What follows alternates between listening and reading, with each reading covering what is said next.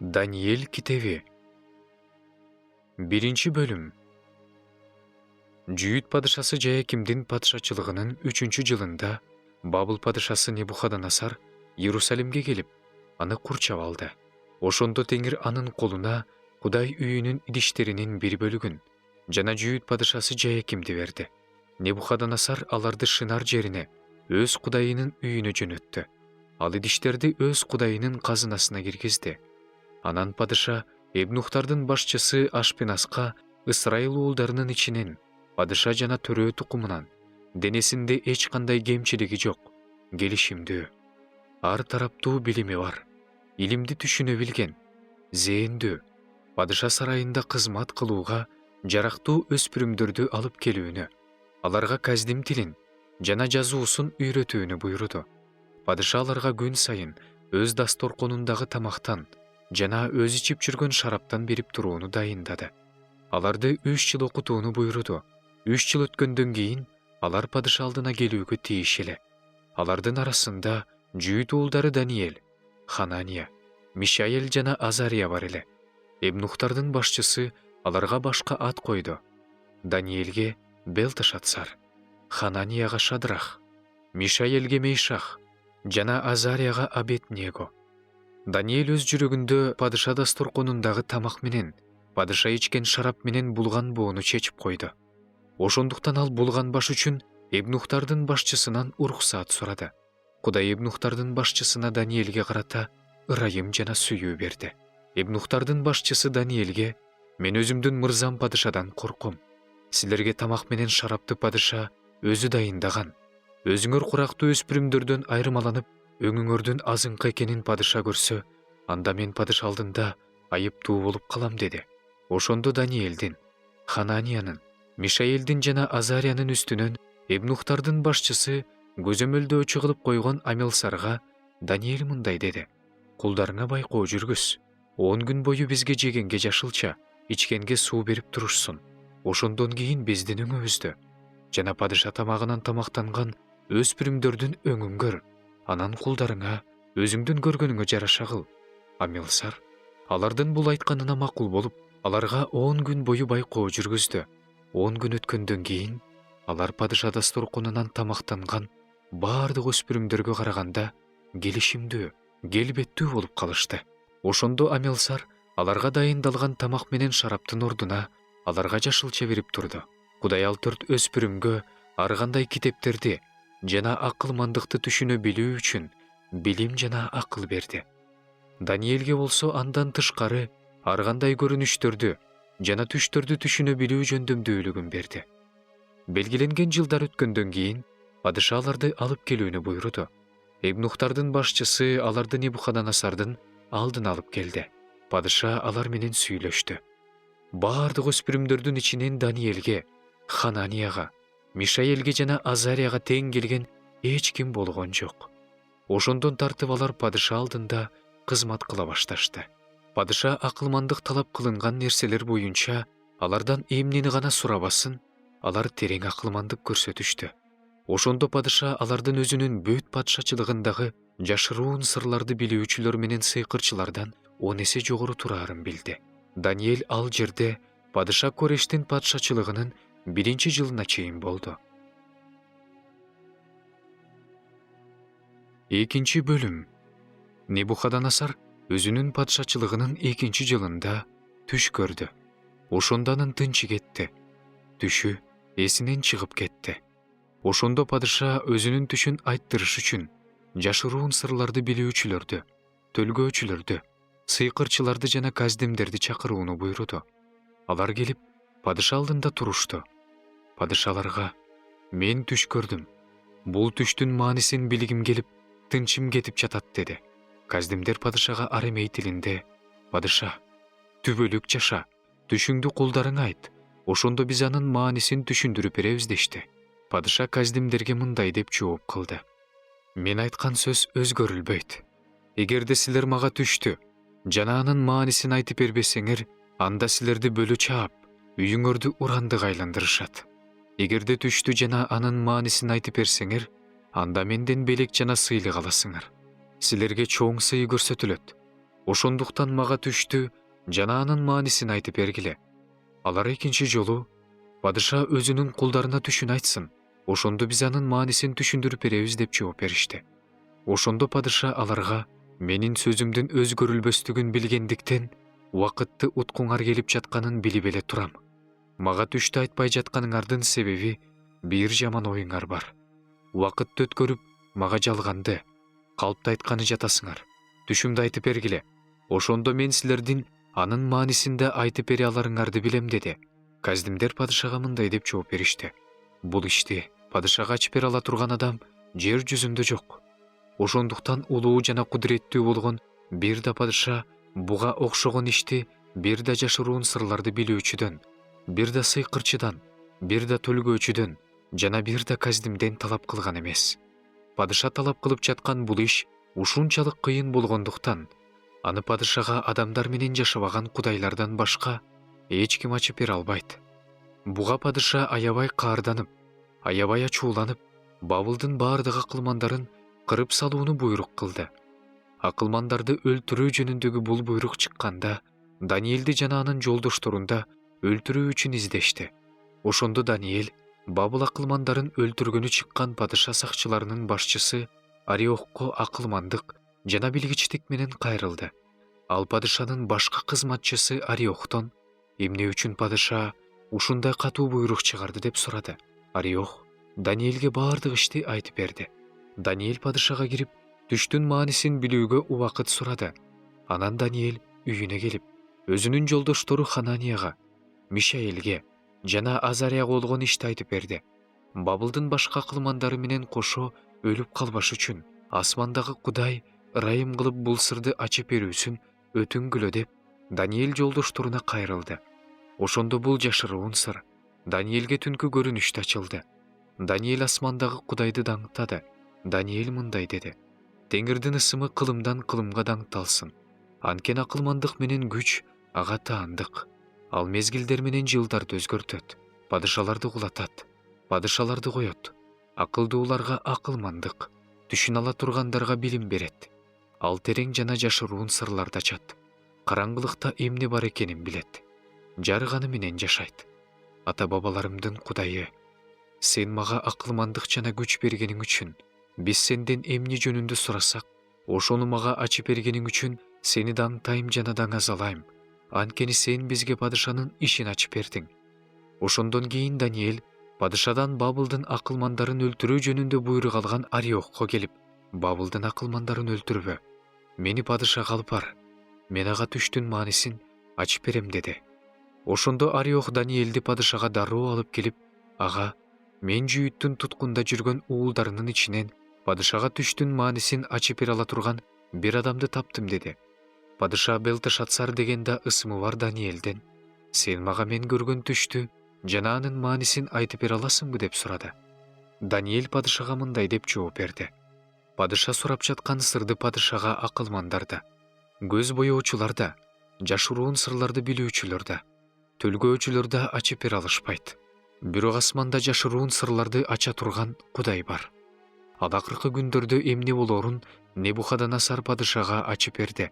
Сен көргөн түш, төшөгүңдө жатып көргөн көрүнүш мындай. Сен, падыша, төшөгүңдө жатып мындан ары эмне болот деп ойлодуң. Ошондо сырларды ачуучу эмне боло тургандыгын сага көрсөттү. Бирок бул сыр мага жер жүзүндө жашаган баардык адамдардан акылдуу болгондугум үчүн ачылган жок.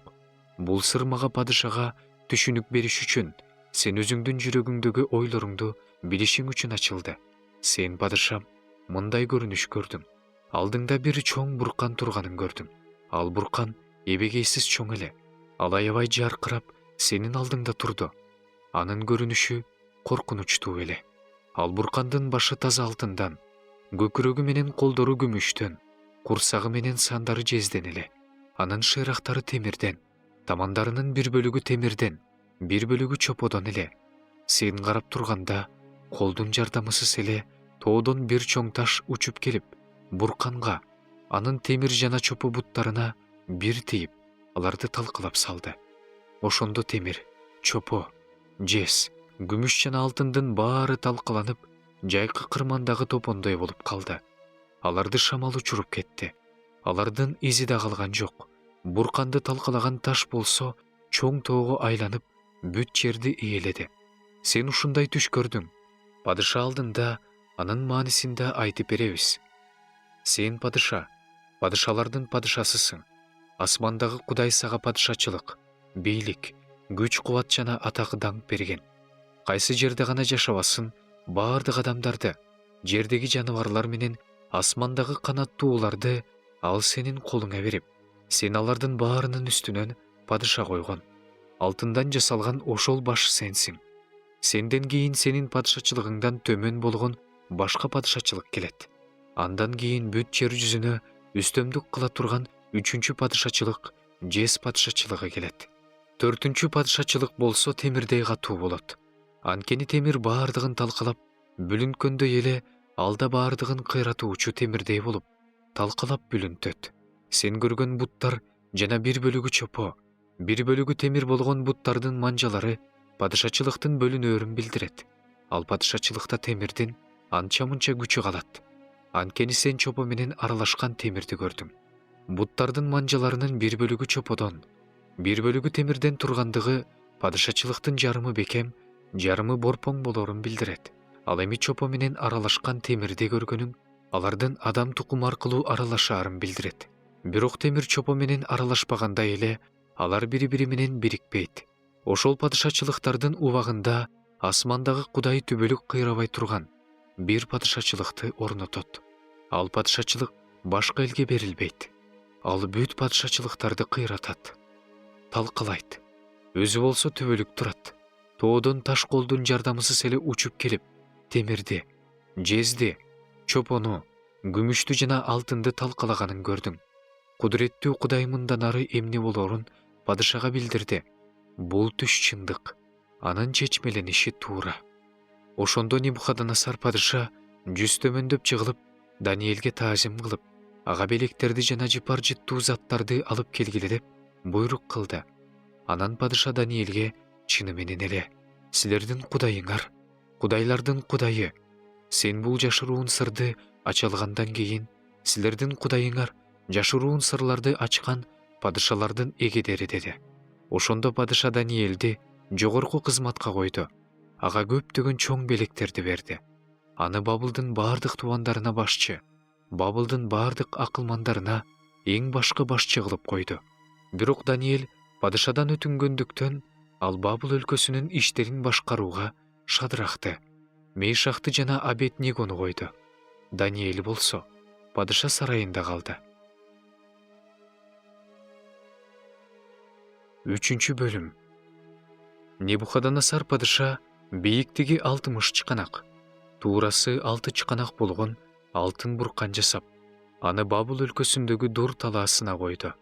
Анан Небухаднецар падыша орноткон буркандын салтанаттуу ачылышына келишсин деп, падыша Небухаднецар жергиликтүү төрөлөрдү, жогорку бийликтегилерди, аскер башчыларды, жогорку сотторду, казына кармоочуларды, мыйзам чыгаруучуларды, сотторду жана бүт тубан башчыларын чогултканга киши жиберди. Жергиликтүү төрөлөр, жогорку бийликтегилер, аскер башчылар, жогорку соттор, казына кармоочулар, мыйзам чыгаруучулар, соттор жана бүт тубан башчылары падыша Небухаднецар орноткон буркандын ачылышына чогулуп, Небухаднецар орноткон буркандын алдында турушту. Ошондо жар салуучу катуу үн менен мындай деп жарыя кылды: "Элдер, уруулар жана улуттар, силерге жарыя кылынат. Сурнайдын, Чоордун, Лиранын, Арфанын, Гуслинин, Волынканын жана башка ар кандай музыкалык аспаптардын үнүн угаарыңар менен Небухаднецар падыша орноткон алтын бурканга таазим кылгыла. Ким жыгылып таазим кылбаса, ал ошол замат жалындап күйүп турган мешкер ыргытылат. Ошондуктан баардык элдер, уруулар жана улуттар, Сурнайдын, Чоордун, Лиранын, Арфанын, Гуслинин жана башка ар кандай музыкалык аспаптардын үнүн угушаары менен Небухаднецар падыша орноткон алтын бурканга таазим кылышты. Дал ушул убакта каздимдерден бир нече киши келип, жүйүттөрдү жамандашты. Алар Небухаднецар падышага мындай дешти: "Падыша, түбөлүк жаша. Падыша, сен Сурнайдын, Чордун, Лиранын, арфанын, гуслинин, волынканын жана башка ар кандай музыкалык аспаптардын үнүн уккан ар бир адам алтын бурканга жыгылып таазим кылсын. Ким жыгылып таазим кылбаса, ал жалындап күйүп турган мешке ыргытылсын деген буйрук бергенсиң. Падыша, сенин буйругуңа баш ийбеген адамдар бар. Алар Бабыл өлкөсүнүн иштерин башкарууга өзүң койгон Шадрах, Мейшах жана Абеднего деген жүйүт эркектери. Алар сенин кудайларыңа кызмат кылбай, өзүң орноткон алтын бурканга табынбай жатышат. Ошондо Небухадоносор ачууланып, каарданып Шадрахты, Мейшахты жана Абеднегону алып келүүнү буйрук кылды. Аларды падышага алып келишти. Небухадоносор аларга мындай деди: Шадрах, Мейшах, Абеднего, менин кудайларыма кызмат кылбай, мен орноткон алтын бурканга таазим кылбай жатканыңар чынбы? Ушул вакыттан тартып, эгерде силер даяр болсоңор, Сурнайдын, Чордун, Лиранын, арфанын, гуслинин, волынканын жана башка ар кандай музыкалык аспаптардын үнүн угаарыңар менен жыгылып, мен жасаган бурканга табынгыла. Эгерде табынбасаңар, анда ошол замат жалындап күйүп турган мешке ыргытыласыңар. Ошондо силерди менин колумдан кайсы кудай куткарат? Ошондо Шадрах, Мейшах жана Абеднего Небухадоносор падышага мындай дешти: Сенин бул сурооңо жооп берүүнүн зарылчылыгы жок. Биз кызмат кылып жаткан кудайыбыз бизди жалындап күйүп турган мештен куткара алат. Падыша, ал сенин колуңдан да куткарат. Андай болбогон учурда да, падыша, сага маалым болсун, биз сенин кудайларыңа кызмат кылбайбыз, сен орноткон алтын бурканга табынбайбыз. Ошондо Небухадоносор катуу каарданып Шадрахка, Мейшахка жана Абеднегого каардана карады. Анан ал мешти демейдегиден 7 эсе катуу жагууну буйрук кылды. Анан өзүнүн аскерлеринин эң күчтүүлөрүнө Шадрахты, Мейшахты жана Абеднегону байлап, жалындап күйүп турган мешке ыргытууну буйрук кылды. Ошондолар бул үчөөнү байлап, ичи тышкы кийимдери, башындагы чалмалары менен жалындап күйүп турган мешке ыргытышты. Падышанын катуу буйругу боюнча мештеги от алоолонто жагылгандыктан Шадрахты, Мейшахты жана Абеднегону ыргыткан адамдар оттун жалынынан өлүштү. Ал эми Шадрах, Мейшах жана Абеднего үчөө байланган бойдон жалындап күйүп турган мештеги отко кулашты. Небухадоносор падыша таң калып, шашылыш тура кылып, төрөлөрүнөн биз отко байланган 3 адамды ыргыттык беле деп сурады. Алар падышага ооба падыша деп жооп беришти. Буга ал: мен байланбаган 4 адамды көрүп турам. Алар оттун ичинде басып жүрүшөт. Эч кандай зыян тартышпаптыр. 4-түнчүсү Кудайдын уулуна окшош экен деди. Ошондо Небухадоносор жалындап күйүп турган мештин оозуна келип: Шадрах, Мейшах, Абеднего, баарынан жогору турган Кудайдын кулдары, мештен чыккыла, бери келгиле деди. Ошондо Шадрах, Мейшах жана Абеднего от ичинен чыгышты. Жергиликтүү төрөлөр, жогорку бийликтегилер, аскер башчылар, падыша кеңешчилери чогулуп, аларды карап чыгып, алардын денесине от зыян келтирбегенин, башындагы чачтары күйбөгөнүн, кийимдери өзгөрбөгөнүн, ал турсун алардан оттун жыты да келбегенин көрүштү. Ошондо Небухадоносор мындай деди: Шадрахтын, Мейшахтын жана Абеднегонун кудайына даңк. Ал өзүнүн периштесин жиберип, өзүнө таянган, падышанын буйругуна баш ийбеген, өздөрүнүн кудайынан башка кудайга кызмат кылбаш үчүн, табынбаш үчүн денелерин отко берген өзүнүн кулдарын куткарып алды. Ошондуктан мен мындай буйрук берем: баардык элдердин, уруулардын жана улуттардын ичинен ким Шадрахтын, Мейшахтын жана Абеднегонун кудайына акырат келтирсе, аны бөлө чаап, үйүн урандык айландырышат. Анткени ушинтип куткара алган башка кудай жок. Ошондон кийин падыша Бабыл өлкөсүндө Шадрахты, Мейшахты жана Абеднегону жогорку кызматка койду. Небухадоносор падыша жер жүзүндө жашаган баардык элдерге, урууларга жана улуттарга мындай деди: силерде тынчтык көбөйсүн. Баарынан жогору турган Кудайдын мага көрсөткөн жышаандары менен кереметтерин силерге жарыя кылууну туура таптым. Анын жышаандары кандай улуу, анын кереметтери кандай кудуреттүү, анын падышачылыгы түбөлүк падышачылык, анын бийлиги кылымдан кылымга. 4-бөлүм. Мен Небухадоносор өз үйүмдө, падыша сарайымда тынч жашап, чоң ийгиликтерге жетиштим. Бирок мени коркуткан бир түш көрдүм. Төшөгүмдө жатып ойлогон ойлорум, көргөн көрүнүштөрүм тынчымды алды. Ошондо мага түштүн маанисин айтып беришсин деп, Бабылдын баардык акылмандарын алып келүүнү буйрук кылдым. Ошондо жашыруун сырларды билүүчүлөр, сыйкырчылар, каздимдер жана төлгөөчүлөр келишти. Мен аларга түшүмдү айтып бердим. Бирок алар мага анын маанисин түшүндүрүп бере алышкан жок. Акырында мага Кудайымдын атынан Белтешатсар деген ат коюлган, ичинде ыйык Кудайдын руху бар Даниэль келди. Мен ага түшүмдү айтып бердим. Белтешатсар акылмандардын башчысы, сенде ыйык Кудайдын руху бар экенин, эч кандай жашыруун сыр сен үчүн кыйын эмес экенин билем. Мага көргөн түшүмдү жана анын маанисин айтып бер. Төшөгүмдө жатканда көргөн көрүнүштөр мындай эле. Түшүмдө жер ортосунда өтө бийик бир дарак турганын көрдүм. Ал дарак чоң жана бекем эле. Анын бийиктиги асманга жетип, бүт жер жүзүнүн учу кыйырына чейин көрүнүп турду. Анын жалбырактары кооз, жемиши мол эле. Анда баардык үчүн азык бар эле.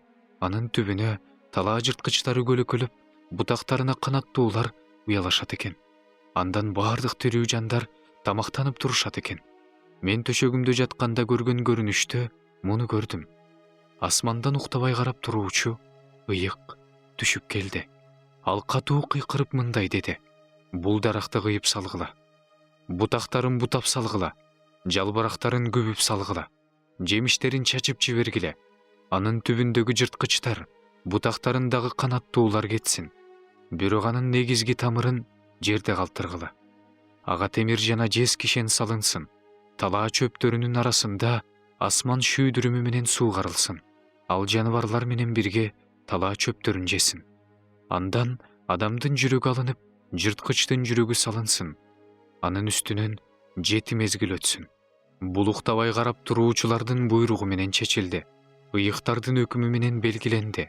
Ошондуктан жер жүзүндө жашагандардын баары адамзат падышачылыктарынын үстүнөн баарынан жогору турган бийлик кылаарын, падышачылыкты өзү кимге кааласа ошого берээрин жана ага кемсинтилген адамды коёрун билишсин. Мен Небухадоносор падыша ушундай түш көрдүм. Ал эми сен, Белтешатсар, анын маанисин түшүндүрүп бер. Анткени менин падышачылыгымдагы акылмандардын ичинен эч ким анын маанисин түшүндүрүп бере алган жок. Бирок сен түшүндүрүп бере аласың. Анткени сенде ыйык Кудайдын руху бар. Ошондо Белтешатсар деген да ысымы бар Даниэль 1 саатка жакын таң калып турду. Ойлору тынчын алды. Падыша ага: Белтешатсар, бул түш жана анын мааниси сенин тынчыңды албасын деди. Белтешатсар мындай деп жооп берди: мырзам, бул түш сени жек көргөндөрдүн түшүнө кирсе гана. Мунун мааниси душмандарыңа болсо гана. Сен көргөн чоң жана бекем, бийиктиги асманга жеткен, жердин учу кыйырына көрүнүп турган, жалбырактары кооз, жемиши мол, баардык үчүн азыгы бар, түбүндө талаа жырткычтары жашаган, бутактарында асман канаттуулары уялаган дарак, бул атак даңкка ээ болгон, күч кубаттуу, атак даңкың алыска кетип, асманга чейин жеткен, бийлигиң жердин учу кыйырына жеткен падыша сенсиң. Ал эми падышанын асмандан түшүп келе жаткан уктабай карап туруучуну, ыйыкты көрүп, анын даракты кыйып салгыла, аны жок кылгыла, анын жердеги негизги тамырын гана калтыргыла, ага темир жана жез кишен салынсын. Талаа чөптөрүнүн арасында асман шүйдүрүмү менен суугарылсын. Анын үстүнөн белгиленген 7 мезгил өткөнчө ал талаа жырткычтары менен болсун деп айтканын укканы падыша.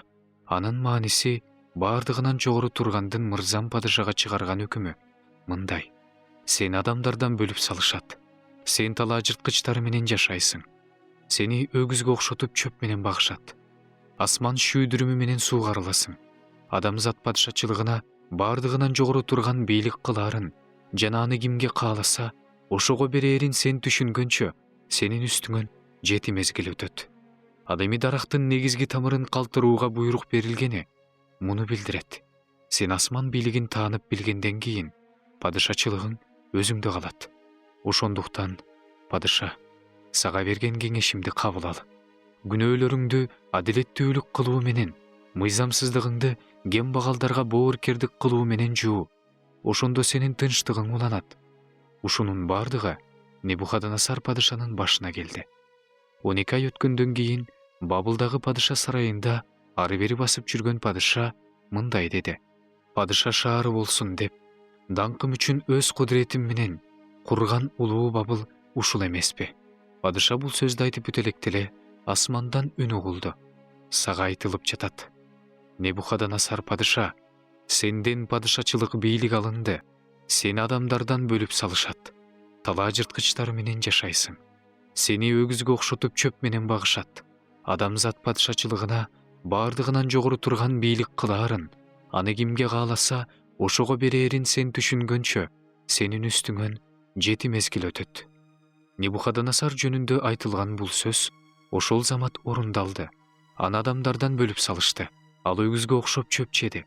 Анын денеси асман шүйдүрүмү менен суугарылып турду. Чачтары арстандыкындай, тырмактары куштукундай болуп өстү.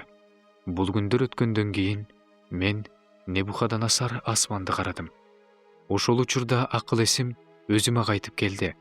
Ошондо мен бардыгынан жогору турганды даңктадым. Түбөлүк жашоочуну даңазаладым. Анын бийлиги түбөлүк бийлик, падышачылыгы кылымдан кылымга. Жерде жашагандын бардыгы эч нерсеге арзыбайт. Ал асман кошуундарында да, жерде жашагандардын арасында да өз эркин ишке ашырат. Анын колуна каршы чыгып, ага сен эмне кылдың деп айтала турган эч ким жок. Ошол учурда менин акыл эсим өзүмө кайтып келди. Өз падышачылыгымдын даңкы үчүн өз улуулугум жана мурунку көрүнүшүм кайтып келди. Ошондо кеңешчилерим менен төрөөлөрүм мени издеп табышты. Мен падышачылык тагыма кайрадан отургузулдум.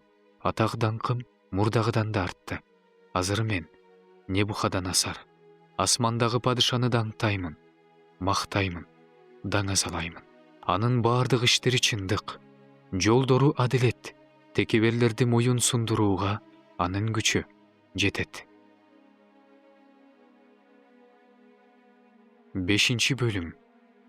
Белшатсар падыша өзүнүн миңдеген төрөлөрүнө чоң той өткөрүп, миңдеген адамдардын алдында шарап ичип отурду.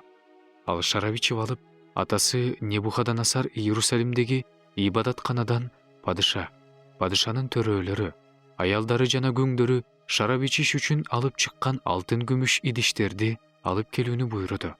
Ошондо Иерусалимдеги Кудай үйүнүн ыйык бөлмөсүнөн алынган алтын идиштерди алып келишти. Падыша, анын төрөлөрү, аялдары жана күңдөрү ал идиштер менен шарап ичип жатышты. Шарап ичип алып, алтындан жана күмүштөн, жезден жана темирден, жыгачтан жана таштан жасалган кудайларды даңтап жатышты. Так ошол саатта адам колу чыгып, падыша сарайындагы чырактандын маңдайындагы акталган дубалга жазды. Падыша дубалга жазып жаткан колдун манжасын көрдү. Ошондо падышанын өңү бузулуп кетти. Ойлору тынчын алды. Белинин муундары бошоду. Тизелери титиреп, бири-бирине урунду. Сыйкырчыларды, каздимдерди жана төлгөөчүлөрдү алып келгиле деп падыша катуу кыйкырды. Анан падыша Бабылдын даанышмандарына ким бул жазууну окуп, мага анын маанисин түшүндүрүп берсе, ага кочкул кызыл чапан кийгизилет, мойнуна алтын чынжыр тагылат, падышачылыкта 3-чү өкүмдар болот деди. Ошондо падышанын баардык акылмандары киришти. Бирок жазылган сөздөрдү окуй албай коюшту жана алардын маанисин падышага түшүндүрүп бере албай коюшту. Белшатсар падыша аябай тынчсызданды. Анын өңү бузулду. Анын төрөлөрүнүн да тынчы кетти. Падышанын энеси падышанын жана анын төрөлөрүнүн сөздөрүн угуп, той болуп жаткан үйгө кирди. Падышанын энеси сөз баштап мындай деди: падыша, түбөлүк жаша. Ойлоруң тынчыңды албасын, өңүң да бузулбасын. Сенин падышачылыгыңда ыйык Кудайдын руху бар бир адам бар. Атаңдын убагында ал адамда жарык, акыл, Кудайлардын акылмандыгындай акылмандык бар экени билинген. Ошондо Небухадоносор падыша сенин атаң аны жашыруун сырларды билүүчүлөрдүн, сыйкырчылардын, каздимдердин жана төлгөөчүлөрдүн башчысы кылып койгон. Аны атаң падыша өзү койгон. Анткени ал адамда падыша өзү Белтешатсар деп ат койгон Даниэлде өзгөчө рух, билим жана түштөрдү чечмелей ала турган, табышмактарды таба ала турган, жашыруун сырларды ача ала турган акылмандык бар болуп чыккан. Ошондуктан Даниэлди чакырып келишсин. Ал жазуунун маанисин түшүндүрүп берет. Ошондо Даниэлди падышанын алдына алып келишти. Падыша Даниэлге мындай деди: менин атам падыша жүйүт жеринен алып келген туткунда жүргөн жүйүт уулдарынын бири Даниэль деген сенсиңби? Мен сен жөнүндө сенде Кудайдын руху, жарык, акыл жана бийик акылмандык бар экенин уктум. Мына бул жазууну окуп, маанисин чечмелеп бериш үчүн мага акылмандар менен сыйкырчыларды алып келишти. Бирок алар мага анын маанисин түшүндүрүп бере алышкан жок. Сени чечмелеп бере алат, жашыруун сырларды ача алат деп уктум. Эгерде бул жазууну окуй алсаң жана анын маанисин чечмелеп бере алсаң, анда кочкул кызыл чапан кийесиң. Мойнуңа алтын чынжыр тагылат. Падышачылыкта 3-чү өкүмдар болосуң. Ошондо Даниэль падышага мындай деп жооп берди: белектериң өзүңдө калсын. Жогорку кызматты башкага бер. Дубалдагы жазууну болсо окуп берем жана анын маанисин чечмелеп берем. Падыша, бардыгынан жогору турган Кудай атаң Небухадоносорго падышачылыкты, улуулукту, урмат сыйды жана атак даңкты берген. Кудай берген улуулуктун алдында андан бардык элдер, уруулар жана улуттар титиреп, коркуп турушкан. Ал каалаганын өлтүргөн, каалаганын тирүү калтырган, каалаганын жогору көтөргөн, каалаганын баскан. Бирок анын жүрөгү текеберденип кеткенде, руху катаалданып, тоот боз болуп калганда, ал өзүнүн падышачылык тактысынан кулатылды. Атак даңкынан ажыратылды, адамдардан бөлүндү. Жүрөгү жырткычтыкындай болуп калды. Жапай эшектер менен жашады. Аны өгүзгө окшотуп чөп менен багышты. Денеси асман шүүдүрүмү менен суугарылды.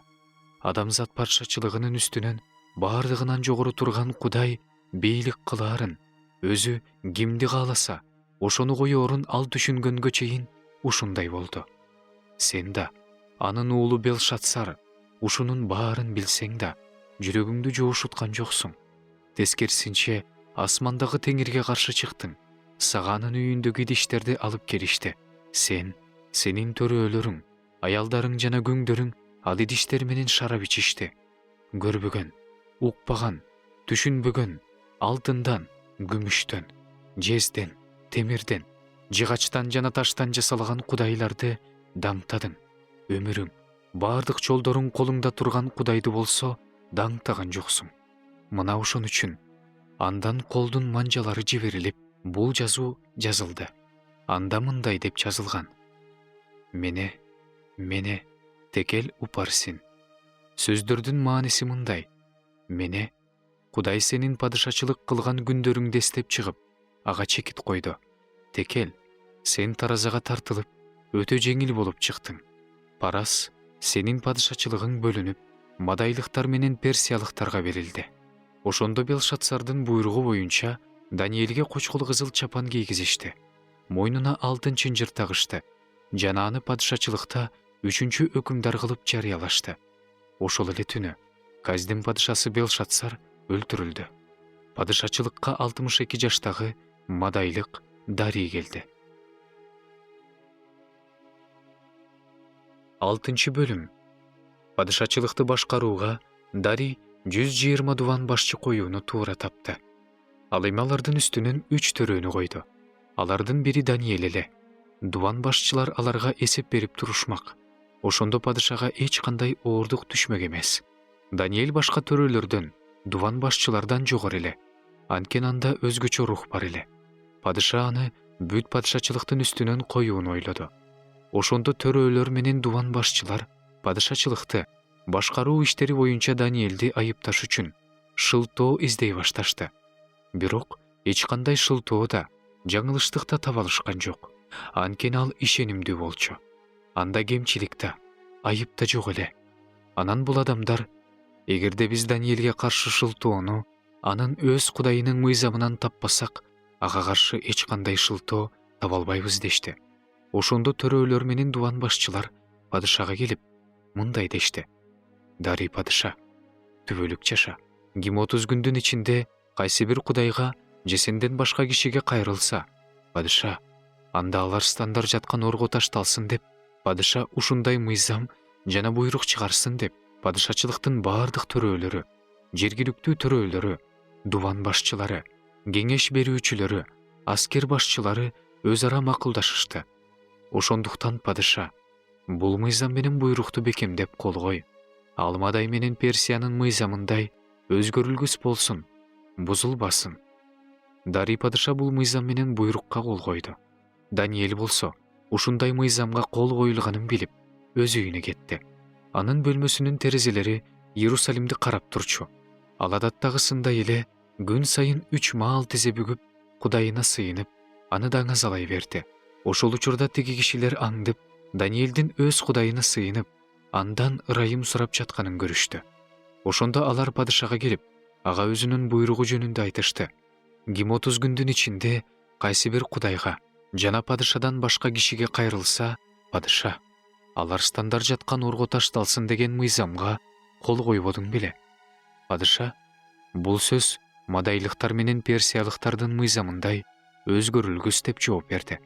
Ошондолар падышага: падыша, туткунда жүргөн жүйүт уулдарынын бири Даниэль сага да, сен кол койгон мыйзамга да көңүл бурбай, күнүнө 3 маал өзүнүн Кудайына сыйынып жатат дешти. Падыша муну укканда аябай кайгырып, жүрөгүндө Даниэлди сактап калууну чечти. Ал турсун аны күн батканга чейин куткарып калууга катуу аракет кылды. Бирок тиги кишилер падышага келип: падыша, Мадайлыктар менен Персиялыктардын мыйзамы боюнча падыша бекиткен бир да мыйзам жана бир да буйрук өзгөртүлүшү мүмкүн эмес экенин эсиңден чыгарба дешти. Ошондо падыша буйрук кылды. Даниэлди алып келип, арстандар жаткан орго ташташты. Падыша Даниэлге: сен дайыма кызмат кылган Кудай өзү сени куткарат деди. Анан таш алып келип, ордун оозуна коюшту. Даниэль жөнүндө чыккан буйрук өзгөрүлбөс үчүн падыша ташка өзүнүн мөөрүн жана төрөлөрүнүн мөөрүн басты. Андан кийин падыша өзүнүн падыша сарайына барып, кечки тамакты ичпестен уктаганы жатты. Атүгүл өзүнө тамак алып келүүнү да буйрук кылган жок. Анын уйкусу качты. Эртеси падыша таңзаардан туруп, арстандар жаткан орго шашыла жөнөдү. Ал орго жакын келип, аянычтуу үн менен Даниэлди чакырып: Даниэль, тирүү Кудайдын кулу, сен дайыма кызмат кылган Кудайың сени арстандардан куткара алдыбы деди. Ошондо Даниэль падышага мындай деп жооп берди: падыша, түбөлүк жаша, менин Кудайым өзүнүн периштесин жиберип, арстандардын оозун жаап койду. Ошондуктан алар мага эч кандай зыян келтиришкен жок. Анткени мен анын алдында таза болуп чыктым. Сенин алдыңда да, падыша, кылмыш кылган эмесмин. Ошондо падыша аябай кубанып, Даниэлди ордон чыгарууну буйруду. Даниэль ордон чыгарылды. Анын денесинен эч кандай жаракат табышкан жок. Анткени ал өз Кудайына ишенген эле. Анан падыша буйрук кылды. Даниэлди айыптаган адамдарды алып келишип, арстандар жаткан орго, алардын өздөрүндө, балдарында, аялдарында ташташты. Алар ордун түбүнө түшүп электе эле арстандар чапчып алып, сөөктөрү менен кошо чайнап салышты. Ошондон кийин Дарий падыша бүт жер жүзүндө жашаган бардык элдерге, урууларга жана улуттарга мындай деп жазды: силердин тынчтыгыңар арта берсин. Мен мындай буйрук кылам: менин падышачылыгымдын бардык аймагында жашагандардын баары Даниэлдин Кудайынын алдында титиреп турушсун, андан коркуп турушсун. Анткени ал тирүү жана түбөлүк бар болуп туруучу Кудай. Анын падышачылыгы кыйрагыс, анын бийлиги чексиз. Ал куткарат жана сактайт. Асманда да, жерде да кереметтерди жана жышаандарды көрсөтөт. Ал Даниэлди арстандардын азуусунан куткарды. Ошентип, Даниэль Дарийдин патшачылыгынын убагында да, Персиялык Корештин патшачылыгынын убагында да ийгиликтерге жетти. 7 бөлүм. Бабыл падышасы Белшатсардын падышачылыгынын 1-жылында Даниэль төшөгүндө жатып, түш жана пайгамбарчылык көрүнүштөрдү көрдү. Ошондо ал түшүн баяндап жазды. Даниэль сөзүн баштап мындай деди: Түндө мен мындай көрүнүш көрдүм. Асмандын 4 шамалы улуу деңизди толкундатып жатты. Анан деңизден бири экинчисине окшобогон 4 чоң жырткыч чыкты. Биринчиси арстанга окшош, бирок анын бүркүттүкүндөй канаттары бар экен. Мен анын канаттары жулунгуча өзү жерден көтөрүлүп, адамга окшоп бутуна тургуча карап турдум. Ага адамдын жүрөгү берилди. Экинчи жырткыч аюуга окшош экен. Ал бир капталы менен турду. Оозунда, тиштеринин арасында 3 азуусу бар экен. Ага мындай деп айтылды: Тур, көп этче. Андан кийин илбириске окшогон жырткычты көрдүм. Анын жонунда куштун 4 канаты бар экен. Ал жырткычтын 4 башы бар экен. Ага бийлик берилди. Ошондон кийин мен түнкү көрүнүштөрдө өтө коркунучтуу, үрөйдү учурган, абдан күчтүү 4-чү жырткычты көрдүм. Анын чоң темир тиштери бар экен. Ал жеп жутуп, кыйратып, калганын буттары менен тебелеп жатты. Ал мурунку жырткычтардан айырмаланып турду. Анын 10 мүйүзү бар эле. Мен ал мүйүздөрдү карап турдум. Ошондо алардын арасынан анча чоң эмес дагы бир мүйүз чыкты. Мурунку мүйүздөрдүн 3-өө анын алдында түбү менен жулунду. Ал мүйүздүн адамдын көздөрүндөй болгон көздөрү, текебер сүйлөгөн оозу бар экен. Акырында мен тактылар коюлганын көрдүм. Ага күндөрү байыркы олтурду. Анын кийими каардай аппак. Башындагы чачтары таза жүндөй экен. Анын тактысы оттун жалынындай. Дөңгөлөктөрү жалындап күйгөн оттой экен. Күйүп турган бир оттуу дарыя чыгып, анын алдында агып жатты. Миңдеген адамдар ага кызмат кылып жатышты. Түмөндөгөн адамдар анын алдында турушту. Соттор отурушту. Китептер ачылды. Ошол учурда мен текеберденип сүйлөгөн мүйүздүн сөздөрү үчүн жырткыч өлтүрүлүп, денеси жанчылып, отко ташталганын көрдүм. Башка жырткычтар да бийликтен ажыратылды. Бирок алардын өмүрү белгиленген бир убакытка, бир мөөнөткө чейин узартылды. Мен түнкү көрүнүштөрдө адам уулуна окшогон бирөөнүн асман булуттары менен келе жатканын көрдүм. Ал күндөрү байыркыга келди. Аны күндөрү байыркынын алдын алып келишти. Ошондо баардык элдер, уруулар жана улуттар ага кызмат кылыш үчүн ага бийлик, даңк жана падышачылык берилди. Анын бийлиги өтүп кетпей турган түбөлүктүү бийлик, анын падышачылыгы, кулагыс падышачылык. Мен Даниэль коркуп кеттим. Көргөн көрүнүштөрүм тынчымдалды. Ошондо мен алдыда тургандардын бирине жакын барып, бул көрүнүштөрдүн баардыгынын чыныгы мааниси жөнүндө сурадым. Ал мага айтылгандардын маанисин түшүндүрүп берди. Бул 4 чоң жырткыч жерден 4 падыша чыгаарын билдирет. Андан кийин падышачылыкты баардыгынан жогору тургандын ыйыктары кабыл алып, түбөлүккө, кылымдан кылымга падышачылык кылышат. Ошондо мен баарынан айырмаланып турган эң коркунучтуу, темир тиштүү, жез тырмактуу, жеп жуткан, кыйраткан, ал эми калгандарын буттары менен тебелеп тепсеген 4-чү жырткыч жөнүндө, анын башындагы 10 мүйүз жөнүндө, түшүп калган мурунку 3 мүйүздүн ордуна чыккан, көздөрү жана текебер сүйлөгөн оозу бар, башкалардан чоң көрүнгөн мүйүз жөнүндө так түшүндүрмө берүүсүн кааладым. Мен ал мүйүздүн ыйыктар менен салгылашканын, күндөрү байыркы келип, сот иши баардыгынан жогору тургандын ыйыктарына берилгенге чейин, падышачылыкты ыйыктар ээлей турган убакыт келгенге чейин аларды жеңгенин көрдүм. Бул тууралуу ал мындай деди: 4-чү жырткыч жер үстүндөгү 4-чү падышачылык. Ал бүт падышачылыктардан айырмаланып, бүт жер жүзүн жеп жутуп, тебелеп тепсеп кыйратат. Ал эми 10 мүйүз бул падышачылыктан 10 падыша чыгаарын билдирет. Алардан кийин мурдагылардан айырмаланган башка бир падышачылык чыгат. Ал 3 падышачылыкты багынтып алат.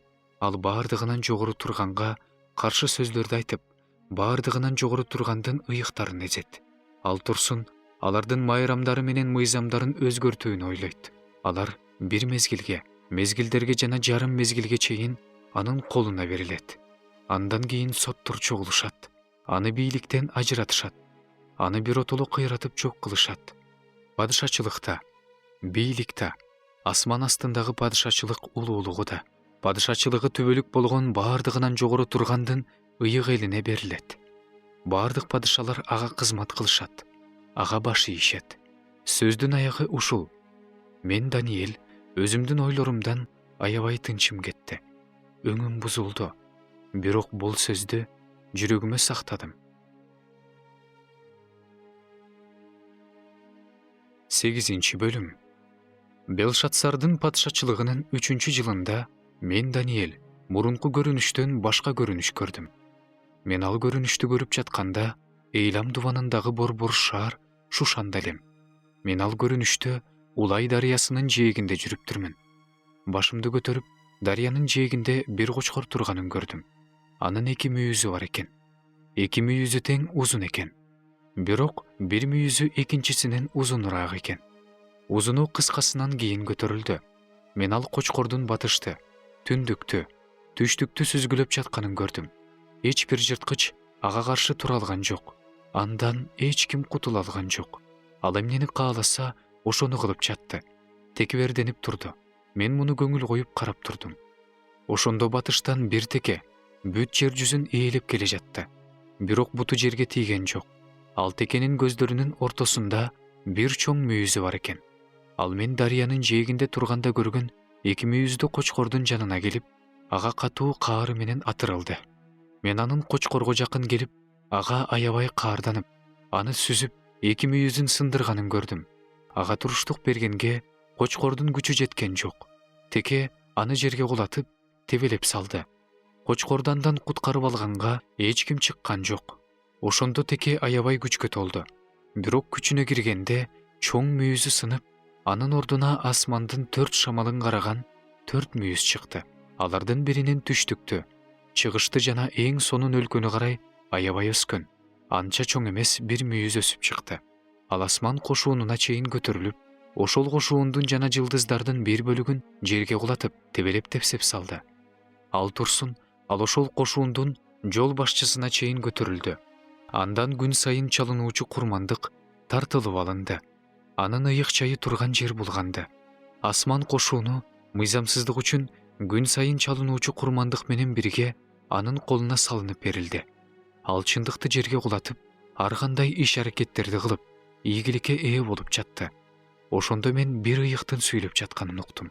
Ал ыйык чай менен кошуундардын тебеленип тепселенүүсү жөнүндөгү, күн сайын чалынуучу курмандык жөнүндөгү жана ээн калтыруучу мыйзамсыздык жөнүндөгү бул көрүнүш канча убакытка созулат деген суроо берген бирөөгө мындай деп жооп берди. Ал мага бул 2300 кечке жана таңга созулат. Ошондон кийин ыйык чай тазаланат деди. Анан мындай болду. Мен, Даниэль, бул көрүнүштү көрүп, анын маанисин издеп жатканымда, менин алдыма адамга окшогон бирөө туруп калды. Анан мен Улай дарыясынын ортосунан адамдын үнүн уктум. Ал Жебрейил. Ага бул көрүнүштүн маанисин түшүндүрүп бер деди. Ошондо ал мен турган жерге келди. Ал келгенде мен коркуп кетип, жүз төмөндөп чыгылдым. Ал мага, адам уулу, бул көрүнүш акыркы мезгилге таандык экенин билип ал деди. Ал мени менен сүйлөшүп жатканда мен эч нерсе сезбей, жерде жүз төмөндөп жаттым. Бирок ал мага колун тийгизип, мени кайра ордума тургузуп, мындай деди. Мына, мен сага каар төгүлгөн күндөрдүн акыркы күндөрүндө эмне болоорун билдирип жатам. Анткени бул белгиленген мезгилдин акырына тиешелүү. Сен көргөн 2 мүйүздүү кочкор Мадай жана Персия падышалары. Ал эми түктүү теке Грециянын падышасы. Анын 2 көзүнүн ортосундагы чоң мүйүз болсо, анын биринчи падышасы. Анын сынганы, анын ордуна башка 4 мүйүз чыкканы бул элден 4 падышачылык чыгаарын, бирок ал падышанын күчү менен эмес экенин билдирет. Алардын падышачылыгынын акырында мыйзамсыздар өздөрүнүн мыйзамсыздыктарынын чегине жеткенде, абийирсиз, өтө айлакер падыша келет. Анын күчү бекемделет, бирок өз күчү менен эмес. Ал таң калаарлык кыйратуу иштерин жүргүзөт, ийгиликке жетет, ар кандай иш-аракеттерди кылат, күчтүүлөрдү жана ыйык элди кырат. Ал акылы менен, 200-дүүлүгү менен ийгиликке ээ болот. Ал жүрөгүндө көтөрүлөт. Тынчтык өкүм сүрүп турганда көптөрдү өлтүрөт. Эгедерлердин эгедерине каршы көтөрүлөт. бирок ал колдун жардамысыз кыйратылат. Кеч менен таң жөнүндө айтылган көрүнүш чындык. Бирок сен бул көрүнүштү ичиңе сакта. Анткени ал акыркы күндөргө тиешелүү. Ошондо мен, Даниэль, алсырап бир нече күн оорудум. Андан кийин туруп, падышанын иштерин аткара баштадым. Мен бул көрүнүшкө таң калдым. Аны түшүнгөн жокмун. 9 бөлүм. Каздин патшачылыгынын үстүнө падыша болуп коюлган Мадай уруусунан чыккан Акашбейруш уулу Дарийдин патшачылыгынын 1-жылында мен, Даниэль, китептерден Теңирдин Жеремия пайгамбарга айткан сөзүнөн Иерусалим 70 жыл ээн калаарын түшүндүм. Ошондо мен орозо кармап, зумбал кийип, башыма гүл чачып, Кудай Теңирге жүзүмдү буруп сыйындым, жалындым. Мен Кудай Теңириме сыйынып, күнөөлөрүмдү ачык айтып, кечирим сурап, мындай дедим: өзүн сүйгөндөргө жана өзүнүн буйруктарын аткаргандарга келишимди жана ырайымды сактаган улуу жана коркунучтуу Кудай Теңир, биз күнөөгө баттык. Мыйзамсыз, адилетсиз иштерди кылдык. Өжөрлөнүп сенин осуяттарың менен мыйзамдарыңдан баш тарттык. Падышаларыбызга, төрөлөрүбүзгө, ата-бабаларыбызга, өлкөнүн бардык элине сенин ысымыңдан сүйлөгөн сенин кулдарыңды, пайгамбарларды уккан жокпуз. Теңир, адилеттик сенде. Ал эми бүгүн биз ар бир жүйүт, Иерусалим тургундары жана сага ишенимсиз болгон үчүн өзүң кууп жиберген жакынкы жана алыскы жерлердеги бардык өлкөлөрдөгү бүт Исрайыл эли уят болдук. Теңир, биз падышаларыбызда, төрөлөрүбүздө, ата-бабаларыбызда уят болдук. Анткени биз сенин алдыңда күнөөгө баттык. Биздин Кудай Теңирибиз боорукер жана кечиримдүү. Биз болсо ага каршы чыктык. Кудай Теңирибиздин үнүнө кулак салган жокпуз. Өзүнүн кулдары, пайгамбарлар аркылуу берген мыйзамдары менен жүргөн жокпуз. Бүт Исрайыл сенин мыйзамыңды бузуп, андан баш тартты. Сенин үнүңө кулак салган жок. Ошон үчүн Кудайдын кулу Мусанын мыйзамында жазылган каргыш тийип, ант аткарылды. Анткени биз ага каршы күнөөгө баттык. Ал бизге жана бизди башкарып турган башкаруучуларга каршы айткан өзүнүн сөзүн аткарып, башыбызга чоң алаамат түшүрдү. Андай алаамат, Иерусалимдин үстүнө түшкөндөй алаамат асман астында болгон эмес. Мусанын мыйзамында жазылгандай, бүт алааматтын баары башыбызга түштү. Бирок биз өзүбүздүн мыйзамсыз иштерибизден бурулуш үчүн, сенин чындыгыңды түшүнүш үчүн Кудай Теңирибизге чалынган жокпуз. Теңир ошол алааматты көзөмөлгө алып, аны биздин үстүбүзгө каптатты. Анткени биздин Кудай Теңирибиз өзү жүзөөгө ашырып жаткан бардык иштеринде адилет. Биз болсо анын үнүн уккан жокпуз. Өз элин Мисир жеринен күчтүү колу менен алып чыккан, атүгүл бүгүнкү күнгө чейин өз даңкын көрсөтүп келе жаткан биздин Кудай Теңирибиз, биз күнөөгө баттык. Мыйзамсыз иштерди кылдык. Теңир, өзүңдүн адилеттигиң боюнча, өзүңдүн шаарың Иерусалимге, өзүңдүн ыйык тооңу болгон каарың кайтса экен, ачууң тараса экен. Анткени биздин күнөөлөрүбүз үчүн, биздин ата-бабаларыбыздын мыйзамсыздыктары үчүн Иерусалим менен өзүңдүн элиң тегерегиңдеги элдердин баарына шылдың болду. Кудайыбыз, азырда өзүңдүн кулуңдун сыйынуусу менен жалынуусун ук. Теңир, ээн калган ыйык чайыңды өзүң үчүн, өзүңдүн жарык жүзүң менен кара. Кудайым, кулагыңды төшөп уга көр, көзүңдү ачып биздин кыйраганыбызды жана өзүңдүн ысымың менен аталган шаарды кара. Анткени биз өзүбүздүн адилдигибизге эмес, сенин улуу ырайымыңа таянып, сенин алдыңа өзүбүздүн сыйынууларыбызды алып келебиз. Теңир, уга көр. Теңир, кечире көр. Теңир, кулак төшөп аткара көр. Кудайым, өзүң үчүн создук турба. Анткени сенин шаарыңда, сенин элиңде өзүңдүн ысымың менен аталган.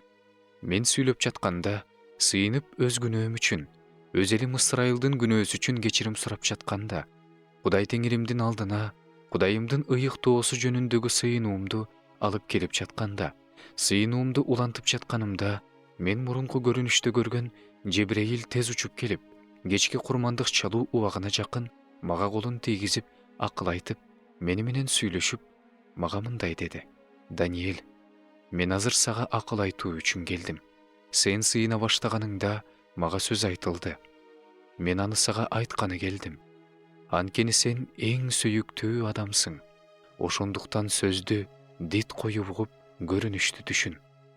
Сенин элиң үчүн жана сенин ыйык шаарың үчүн 70 жума белгиленди. Ал кылмыш жабылыш үчүн, күнөөлөргө мөөр басылыш үчүн, мыйзамсыздыктар өчүрүлүш үчүн, түбөлүк чындык келиш үчүн, көрүнүшкө жана пайгамбарчылыкка мөөр басылыш үчүн, ыйыктардын ыйыгы майланыш үчүн белгиленди. Ошондуктан билип түшүнүп ал. Иерусалимди кайра калыбына келтирүү жөнүндө буйрук чыккан убакыттан эгедер Машаяк келгенге чейин 7 жума жана 62 жума өтөт. Ошондо эл кайрылып келет. Көчөлөр менен дубалдар кайра курулат. Бирок бул кыйын мезгилдерде болот. 62 жума өткөндөн кийин Машаяк өлүм жазасына тартылат. Ал жок кылынат. Ал эми шаар менен ыйык чайды келе турган бир аскер башчынын эли талкалайт. Ал ташкындан кыйрагансып кыйрайт. Кыйроолор согуштун аягына чейин болот. Ошондон кийин ал көп элдер менен түзгөн келишимди бир жуманын ичинде күчүнө киргизет. Ал эми жуманын ортосунда курмандык чалууну, тартуу алып келүүнү токтотот. Ыйык чайга кыйратуучу жийиркенич орнотулат. Алдын ала белгиленген толук кыйроо кыйратуучунун өз башына келет. 10 бөлүм. Персия падышасы Корештин падышачылыгынын 3-жылында Белтешатсар деген да ысымы бар Даниэль бир аян алды. Бул аян чындык эле жана чоң күчкө ээ эле. Ал бул аянды түшүндү, бул көрүнүштү баамдады. Бул күндөрү мен Даниэль 3 жума кайгыга баттым. 3 жума өткөнчө даамдуу тамак жебедим. Эт менен шарапты оозума албадым. Жыпар жыттуу майлар менен майланган жокмун. Ал эми 1-айдын 24-күнү мен Тигир деген чоң дарыянын жээгинде элем. Башымды көтөрүп, зыгыр кездемеден кийим кийген, белин упаздын алтыны менен курчаган бир кишини көрдүм.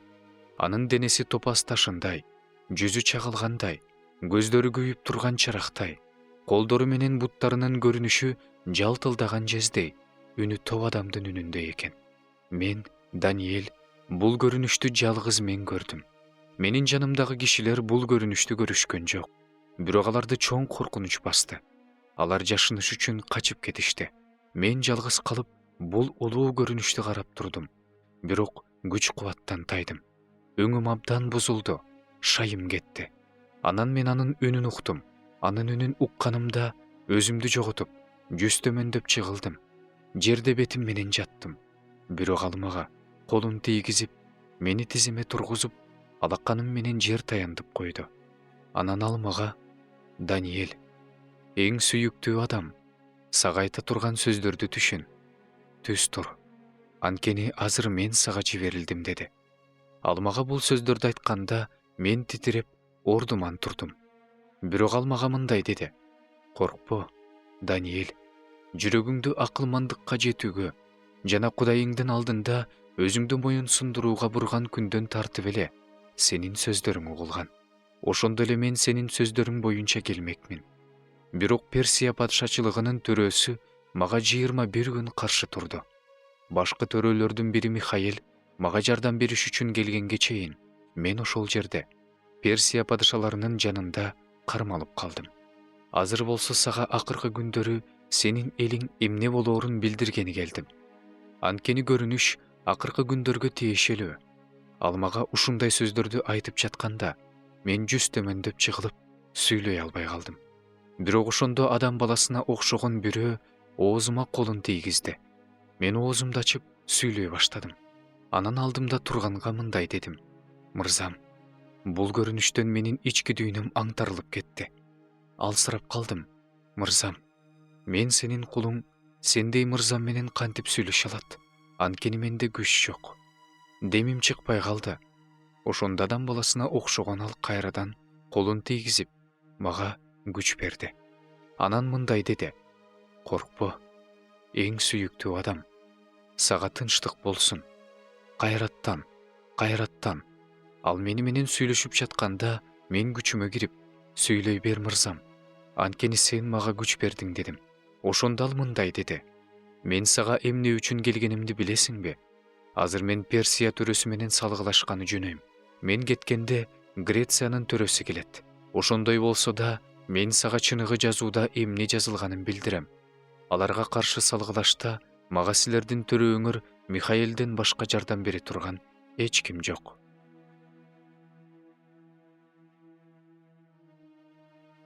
11 бөлүм. Падышачылыгынын 1-жылынан тартып, мен мадайлык Дарийдин таянычы жана тиреги болдум. Азыр сага чындыкты билдирейин. Персиядан дагы 3 падыша чыгат. 4-сү эбегейсиз байлыгы менен баарынан ашып түшкөн падыша болот. Ал байлыгы менен күч алганда баардыгын Греция падышачылыгына каршы көтөрөт. Андан кийин күч кубаттуу бир падыша чыгат. Ал зор күчү менен бийлик жүргүзөт, өз эрки менен иш кылат. Бирок ал падыша чыкканда, анын падышачылыгы кыйрап 4 бөлүккө бөлүнөт. Падышачылык анын тукумуна өтпөйт. Бийлик мурунку күчүн жоготот, анткени анын падышачылыгы бөлүнүп кетет. Падышачылык алардан башкаларга өтөт. Анан түштүк падышасы күч алат. Бирок аны өзүнүн төрөлөрүнүн бири жеңип чыгып, бийлик жүргүзө баштайт. Анын бийлиги зор болот. Бирок бир нече жылдан кийин алар бири-бирине жакындашат. Өз ара тынчтык мамилесин түзүш үчүн. Түштүк падышасынын кызы түндүк падышасына келет. Бирок түштүк падышасынын кызы күчүн жоготот. Анын тукуму да туруштук бере албайт. Ал өзү да, анын жандоочулары да, анын баласы да, ошол учурда ага жардам бергендер да чыккынчылык менен өлтүрүлүшөт. Бирок анын тукумунан бир адам чыгып, аскерлерге келип, түндүк падышасынын чептүү шаарына кирип, салгылашып жеңет. Ал турсун алардын кудайларын, алардын жасалма кудайларын, кымбат баалуу алтын күмүш идиштерин Мисирге алып кетет. Ал бир нече жыл түндүк падышасынан жогору турат. Ал түштүк падышасынын падышачылыгына чабуул коет. Бирок өз жерине кайтып келет. Андан кийин анын уулдары куралданып, көп сандаган аскер жыйнашат. Алардын бири ыкчам келип, кыяндай каптап өтөт. Кайра келе жатканда түштүк падышачылыгы менен анын чептүү шаарына чейин салгылашып жүрүп отурат. Түштүк падышасы каарданып, түндүк падышасы менен салгылашканы чыгып, сансыз аскерин коет. Бирок аскер түштүк падышасынын колуна салынып берилет. Түштүк падышасынын аскерлери кайраттанат. Падышанын жүрөгү көтөрүлөт.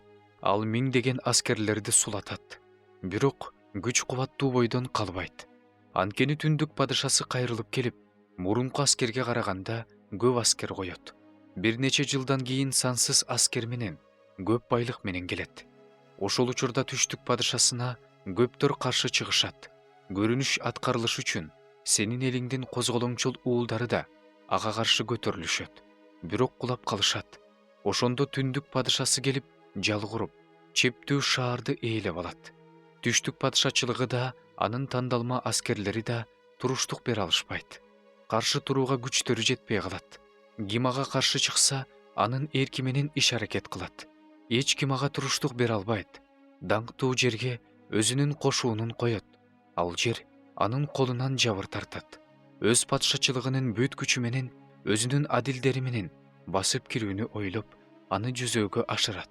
Аны өлтүрүш үчүн ага өзүнүн кызын аялдыкка берет. Бирок бул ою ишке ашпайт. Ал андан пайда таппайт. Андан кийин жүзүн аралдарга буруп, алардын көбүн ээлеп алат. Бирок кайсы бир жол башчы анын шылдыңын токтотот. Ал тургай шылдыңын өз башына салат. Андан кийин ал өз жүзүн өз жериндеги чептерге бурат. Бирок мүдүрүлүп жыгылып жок болот. Анын ордуна башка падыша келет. Ал даңктуу падышачылыкты аралап чыгууга салык жыйноочуну жиберет. Бирок ал да козголоңсуз эле, согушсуз эле бир аз күндөн кийин өлөт. Анын ордуна жек көрүндүү падыша келет. Ага падышачылык урмат-сый көрсөтүшпөйт. Бирок ал чуусуз келип, падышачылыкты айламал менен ээлеп алат. Ал селдей каптаган сан жеткиз аскерди селдей каптап кыйратат. Атүгүл келишимдин башчысын да кыйратат. Анткени ал аны менен келишим түзгөндөн кийин алдамчылык менен иш жүргүзөт. Анан чыгып, аз сандагы эл менен жеңишке ээ болот. Ал өлкөнүн тынч жаткан түшүмдүү жерлерине кирип, ата бабалары да кылбаган иштерди кылат. Олжону талап тонуп алган мал-мүлктү, байлыкты өзүнүн кишилерине чачып жок кылат. Чептерди да кыйратууну ойлойт. Бирок ал ою белгилүү бир убакытка чейин эле ишке ашат. Андан кийин өз күчүн жана өз рухун козгоп, көп сандаган аскерлери менен түштүк падышасына каршы чыгат. Түштүк падышасы көп сандаган, аныкынан күчтүү аскерлери менен согушка чыгат. Бирок туруштук бере албайт. Анткени ага каршы айламал уюштурулат. Атүгүл аны менен дасторкондо чогуу отургандар да аны өлтүрүүнү ойлошот. Анын аскери талкаланат. Өлтүрүлгөндөр көп болот. Бул эки падышанын тең жүрөктөрүндө арам ой болот. Бир дасторкондо отуруп жалган сүйлөшөт. Бирок ийгиликке жетишпейт. Анткени алардын акыры бир убакытка белгиленген. Ал өз жерине өтө көп байлык менен ыйык келишимге карата жаман ой менен жөнөйт. Ал аны аткарып өз жерине кайтат. Белгиленген убакытта ал кайрадан түштүк падышачылыгына барат. Бирок акыркы жортуулу мурункудай болбойт. Анткени ага каршы китим кемелери келет. Анын шаабайы сууп артка кетет. Ыйык келишимге каарданып, өзүнүн оюн ишке ашырат. Ыйык келишимден баш тарткандар менен кайрадан келишим түзөт. Ал аскерлеринин бир бөлүгүн коюп, чепти, ыйык чайды булгайт. Күн сайын чалынуучу курмандыкты токтотуп, кыйратуучу жийиркеничти орнотот. Келишимге каршы мыйзамсыздык кылгандарды ал кошоматтык менен өзүнө тартып алат. Бирок өз Кудайын урматтаган адамдар күч алып, каршылык көрсөтүшөт. Элдин ишиндеги акылдуу адамдар кылычтан жана оттон, туткундан жана талап тоноодон бир нече убакыт азап тартышаарына карабастан, көптөрдү акылына келтиришет. Азап тартып жатышканда аларга бир аз жардам болот. Аларга көптөр кошулушат. Бирок анкоордук менен. Акылдуу адамдардын ичинен кээ бирлери акыркы күн келгенге чейин сыналыш үчүн, күнөөдөн тазаланыш үчүн, агарыш үчүн азап тартышат. Анткени белгиленген мөөнөткө чейин дагы убакыт бар. Ал падыша өзү каалагандай иш жүргүзөт. Менсинип, өзүн баардык кудайлардан жогору коет. Кудайлардын кудайы жөнүндө жаман сөздөрдү сүйлөйт. Каар төгүлгөнгө чейин ал ийгиликке жетет. Анткени алдын ала эмне белгиленсе, ошол ишке ашат. Ал өз ата бабаларынын кудайлары жөнүндө да, аялдардын каалоосу жөнүндө да ойлобойт. Эч бир кудайды сыйлабайт. Анткени өзүн баардыгынан жогору коет. Бирок анын ордуна күчтүн кудайына урмат көрсөтөт. Ата бабалары билбеген ал кудайга алтын күмүштөр менен, асыл таштар менен, ар кандай кымбат баалуу буюмдар менен урмат көрсөтөт. Чоочун кудайдын урматына бекем чеп тургузат. Аны кабыл алгандардын даражасын көтөрүп, көп элдин үстүнө бийликке коет. Жерди сыйлык катары бөлүп берет. Мезгилдин акырында аны менен түштүк падышасы салгылашат. Түндүк падышасы майдан арабалары, атчан аскерлери жана көп сандаган кемелери менен ага каршы бороондой көтөрүлүп келип, өлкөлөргө кол салып, аларды ташкындай каптап, тебелеп тепсеп өтүп кетет. Анан ал эң жакшы жерге кирет. Көптөгөн өлкөлөр жабыр тартат. Анын колунан Эдом, Маап жана Амон уулдарынын чоң бөлүгү гана кутулат. Ал өзүнүн колун ар кайсы өлкөлөргө каршы сунат. Мисир жери да кутулбайт. Ал Мисирдин казынадагы алтын күмүшүн, баардык байлыгын ээлеп алат. Анын артынан луттуктар менен эфиопиялыктар ээрчишет. Бирок чыгыштан жана түндүктөн угулган кабарлар анын тынчын алат. Ошондо катуу каарданып, көп элдерди кырып жок кылуу үчүн чыгат. Анан ал өзүнүн падыша чатырларын деңиз менен даңктуу ыйык чай турган тоонун ортосуна тигет. Бирок анын акыры келет. Ага эч ким жардам бербейт. 12 бөлүм. Ошол учурда өз элиңдин уулдары үчүн турган улуу төрө Михаил келет. Адам жаралгандан ушул мезгилге чейин болуп көрбөгөн оор мезгил келет. Бирок ошол учурда сенин элиңдин ичинен китепте жазылгандардын баары куткарылат. Топуракта уктап жаткандардын көбү ойгонот. Бири түбөлүк жашаш үчүн, бири уятка калып, түбөлүк кордолуш үчүн ойгонот. Акылдуулар асман чарактарындай жаркырашат. Көп адамдарды чындыкка бургандар кылымдан кылымга, түбөлүккө жылдыздай жаркырашат. Ал эми сен, Даниэль, акыркы мезгилге чейин бул сөздөрдү жашырып кой. Бул китепке мөөр басып кой. Аны көптөр окушат, билим көбөйөт. Ошондо мен, Даниэль, карасам, башка эки адам туруптур. Бири дарыянын берки жээгинде, экинчиси дарыянын наркы жээгинде. Алардын бири дарыянын үстүндө турган зыгыр кездемеден кийим кийген адамдан бул укмуштуу окуялардын акыры качан болот деп сурады. Ошондо мен дарыянын үстүндө турган зыгыр кездемеден кийим кийген адамдын оң колу менен сол колун асманга көтөрүп, түбөлүк жашоочунун ысымы менен мындай деп ант бергенин уктум. Ушунун баары бир мезгилдин, мезгилдердин жана жарым мезгилдин акырында ыйык элдин күчү таптакыр майтарылгандан кийин болот. Мен муну уктум, бирок түшүнгөн жокмун. Ошондуктан, мырзам, андан кийин эмне болот деп сурадым. Ал мындай деп жооп берди. Бар, Даниэль, анткени бул сөздөр акыркы мезгилге чейин жашырылган. Аларга мөөр басылган. Көптөр тазаланышат, агарышат жана кайрадан эритилишет. Мыйзамсыздар болсо мыйзамсыздык кылышат. Муну мыйзамсыздардын эч кимиси түшүнбөйт. Ал эми акылдуулар түшүнүшөт. Күн сайын чалынуучу курмандыктар токтотулуп, кыйратуучу жийиркенич орнотулгандан кийин 1290 күн өтөт. 1335 күн чыдап күткөн адам бактылуу. Сен болсо өмүрүңдүн акырына чейин барып, тынч ал. Бирок акыркы күнү өзүңдүн өлүшүңдү алыш үчүн тирилесиң.